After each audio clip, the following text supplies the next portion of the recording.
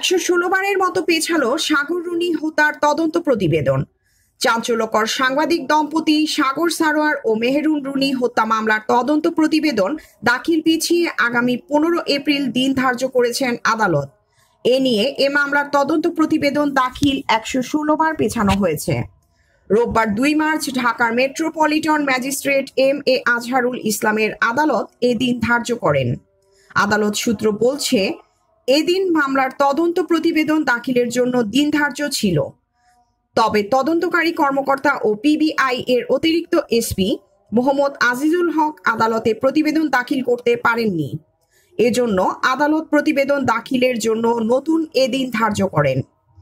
এ মামলার আসামিরা হলেন রফিকুল ইসলাম, বকুল মিয়া, মাসুম মিন্টু, কামরুল ইসলাম ওরফে অরুণ, আবু সাইদ, সাগর রুনির বাড়ির 2 নিরাপত্তা রক্ষী পলাশ রুদ্রপাল ও এনায়েত আহমেদ এবং তাদের বন্ধু তানভীর রহমান খান। এদের মধ্যে তানভীর ও পলাশ জামিনে রয়েছেন, বাকিরা কারাগারে আটক রয়েছেন। পরে হাইকোর্টের নির্দেশে 2012 সালের 18 এপ্রিল র্যাব তদন্তভার গ্রহণ করে।